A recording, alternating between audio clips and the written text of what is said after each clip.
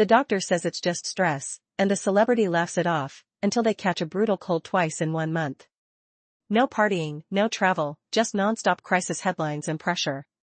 Then the immune system slips. During global crises, celebrities don't get to process fear privately. Every silence becomes a scandal, every word becomes a headline, and their nervous system stays pinned on high. That constant alarm is where immunity starts to crack.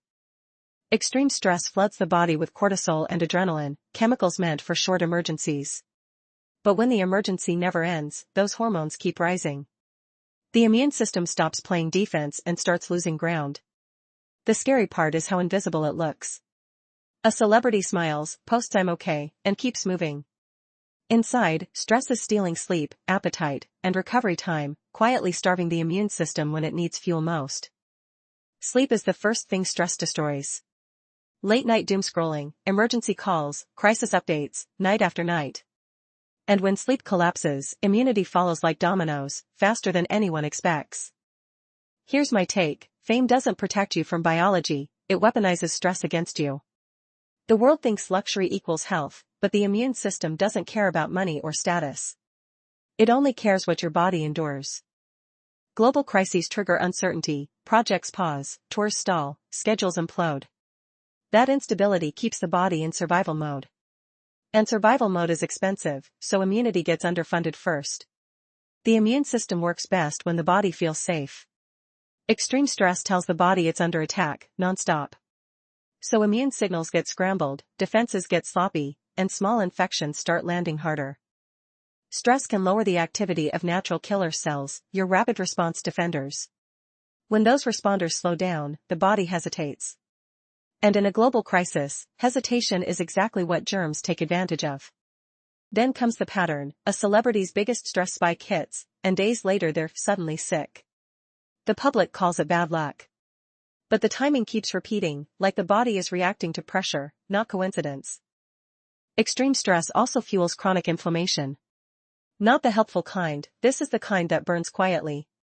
Over time it weakens tissues and drains recovery, so the immune system spends energy fighting your own body. And don't forget the gut. Stress can disrupt digestion and gut balance, and that's a big deal because immune strength is deeply linked to what's happening in the gut. When stress wrecks that balance, immunity wobbles. Here's the controversial part: some celebrities push through sickness because visibility feels safer than rest. They show up, smile, perform, post. But pushing through can stretch illness longer, and that's when complications start creeping in. The immune system needs calm signals to rebuild. But during global crises, calm is rare, especially for public figures. The body stays wired, recovery stays delayed, and minor infections stop feeling minor. Even hydration and nutrition can slip under extreme stress. Meals get skipped, water forgotten, routines shattered.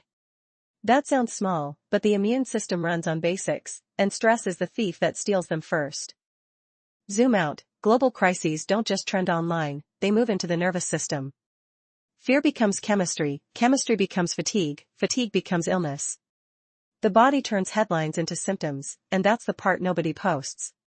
Stress also messes with recovery memory, how fast the body remembers and rebounds after getting sick.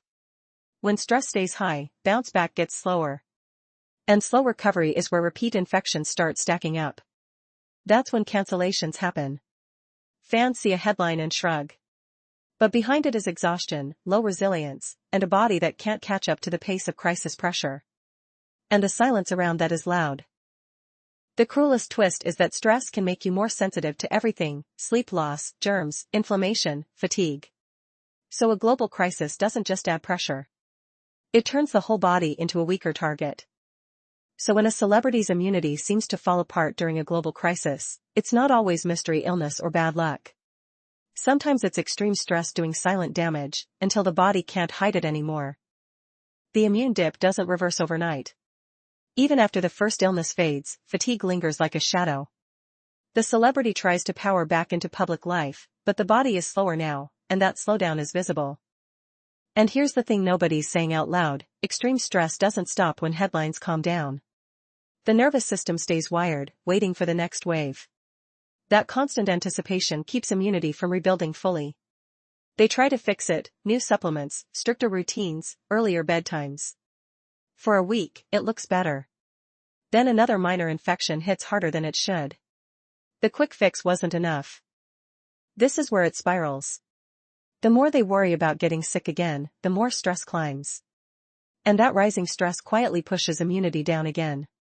It's a loop, and it's tightening. Zoom out for a second. This isn't just about germs anymore. It's about how global crisis pressure locks the body into defense mode for months.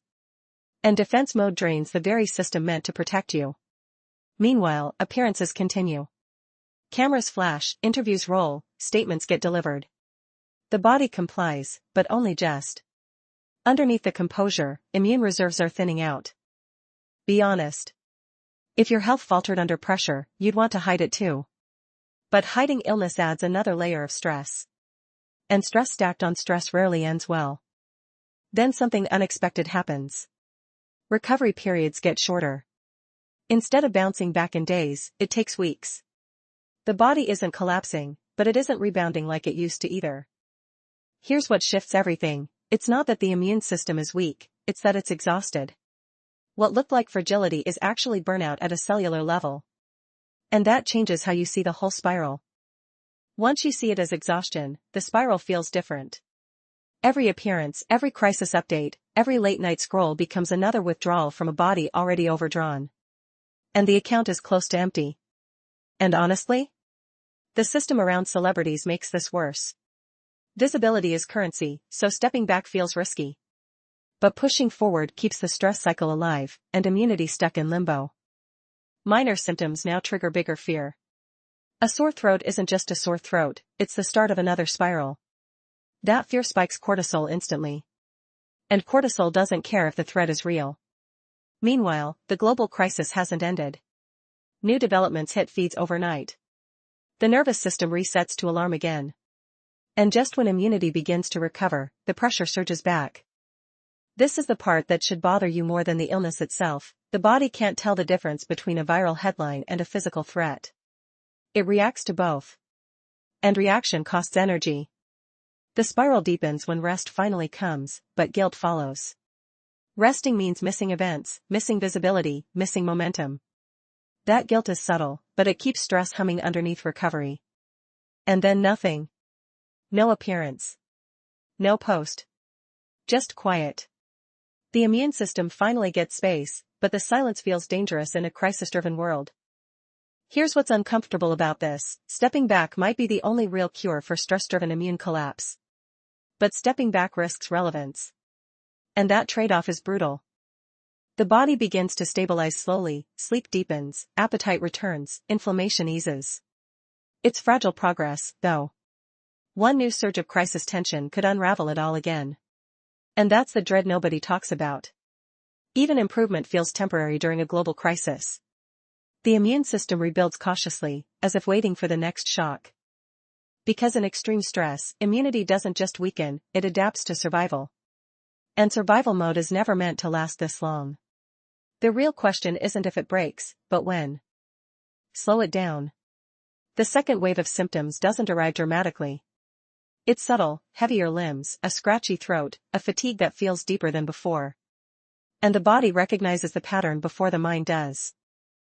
The doctor runs another test. There's a pause. Not long, but long enough.